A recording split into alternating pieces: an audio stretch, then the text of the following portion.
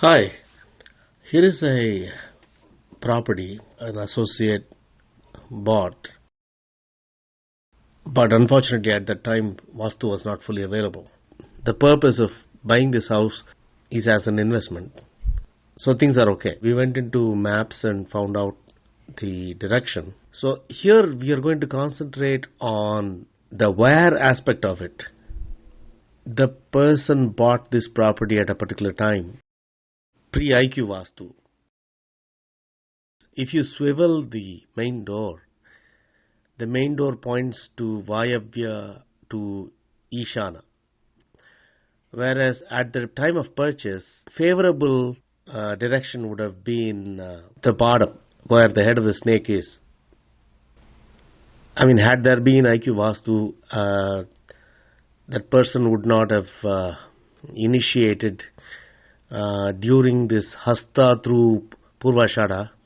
The nakshatra on the entry date could have been a little better, but we don't have too much about this house. So what we did was to take in the plan and coordinate the stairs and beds in every bedroom. That's all we did. We didn't look at everything else. So we placed the bed so that alignment is not in north. The alignments are all green. This is both upstairs and downstairs. Now we go to the big large bedroom in the downstairs. There is a deck on the right side, top right, and this says that this bed is over Bringaraj. There is a bit of trust or lack of trust in these relationships here. The other bed, as you notice on the left, is outside the purview of Vastu, and there are no events or anything there. So, both of these could be used for so people who are a bit old. Things are okay if old people use this spot, number one. Number two, on the left is not under the purview of Vastu, so there are no events there. That's a safe bet if some guests come. These beds are not in an area where one would expect beds to be. If you see the kind of people near the beds, it's Sugriva, who stands for a handyman, and Gandharva, who personifies quick consummation by tactful. In Sanskrit, it's called Bhashyadi Sahasam. Then there is Kusumadanta, again a lady who shows her gums, so for monetary benefit in some sense. I mean, it could be a maid mainly. And you have Davarik. That's another serious thing where, Davarik is a person that stands next to Dwara or entrance. So it is a security person. Watchman, police department, people like that. And there is, again, Bringaraj, who stands for spy, really.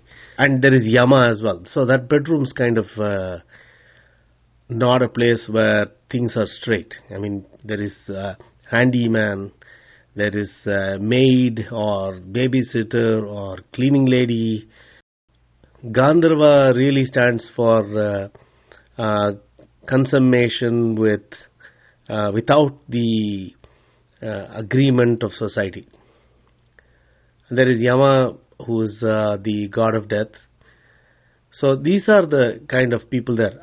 Thankfully, Pita has fallen off. Pita usually stands for extremely young ladies versus really old men. This is like pedophilia, things like that. But that's fallen off. That's really good. So, but this bedroom is not quite to be utilized for the head of household, but old people can be put there, and I'd rather put the person in the left bedroom than in this particular bedroom. The bed's placed on Ketu. A bed is supposed to provide rest and rejuvenation, creativity and so on, creation for instance, but that's not the intent here. Ketu is is an enemy to Venus. And then notice number 2, which is the stair, and that falls plumb under Saturn. When you go down the stairs, you're actually going down from a surface, and that stands for Rahu. When you go up the stair, it's Ketu, where you're traveling towards moksha. So when you travel down the stairs and it is in the region of Saturn, Saturn Rahu will cause black magic. So it is a very big possibility that somebody will, roll off. But this is, fortunately, we're talking about downstairs, so hopefully these elderly people won't climb up or climb down, for instance. Climbing down is a serious issue there. Again, children coming down, you really have to have some gates to block their running, That's the precaution one needs to take. This picture shows there is this Viparita, off and on love, things like that. There is also, if you notice, Jupiter, Mercury, which is like a place for medicines, right? And you notice next to the stair there is this black magic, skull and bones. So as far as downstairs, the left bedroom is more preferable than the right. So out of the two, Platonic imposition and some beautiful moments, and there is the stair which has the black magic, skull and bones. We'll go upstairs. Now if you go upstairs, there are 3 bedrooms there. Unfortunately, the master is situated on top of the bedroom we've been talking about, the right side in the right top in the bottom floor, entry level. So this one has again the same, wherever you move the bed, it's all these people again. There is the bed in the close to east. If you notice the bed at the bottom right, that has no events as well. So, and the one in the center, which normally will not be utilized by the heads of household, that has Vivaswan, which is an okay bedroom, right? So out of, you've got 5 bedrooms in this place, but, 1 is suitable and 2 are eventless. But the master and the one below it have got some issues. Talking about the bed in the master, wherever you place it, where it is placed right now, it's Bringaraj again, spying, prying, there is some information mix up there, and then the second one is okay, Vivaswan is okay, but that's the middle bedroom. You have to use it. If the head of household wishes to use, that's the place. Now let's look at this thing between the upstairs and the downstairs. You notice the deck.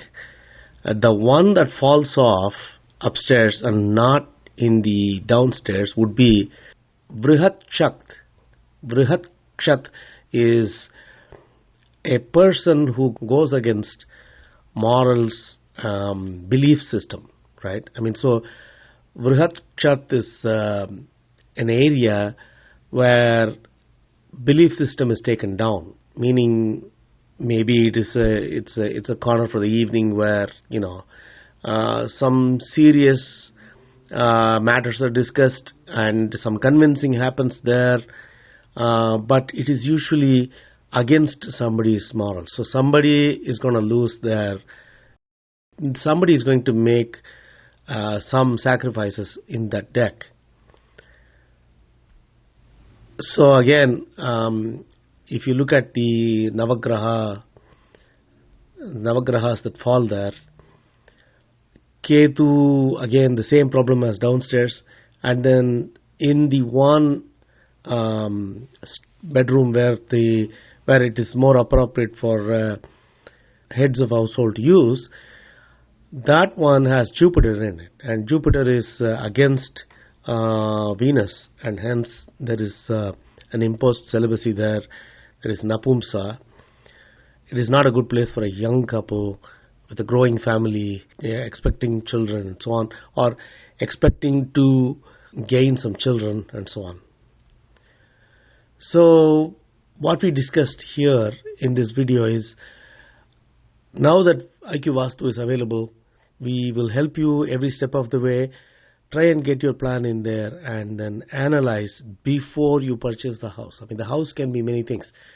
This particular dwelling is good as an investment, a rental and so on, but if the people are moving in there to develop a family, the one advice I would have would be that they have to get beyond the people that plague the place. I mean, in the bedroom, especially the Dawarik, the security person, the Sugriva, who's a handyman, the maid, cleaning lady, nanny, these guys. The only way to escape this would be for the rich, for the people with political power and, I mean, a role in politics per se, in some sense, celebrity status. Those are the people that can get away with these bedrooms coordinated in this fashion. So these are not the right corners for the bedrooms, and unfortunately almost all of the bedrooms fall under some weirdness. So either this is an investment property, or one has to go over public records to see what has happened in the past. If it's a new house, then some re-coordinating can happen, perhaps, or avoidance can happen where there are a couple of bedrooms that don't show any activity at all. Those could be stayed in, but if there is a family trying to grow here, one has to be really watchful. So please look at your plan. Make sure IQ Vastu says you're okay to achieve your goals for the house, and then make progress. If your plans don't involve living in the place, then that's okay. I mean, one can ignore what IQ Vastu is saying. Yet, background check might be a good thing. Thank you.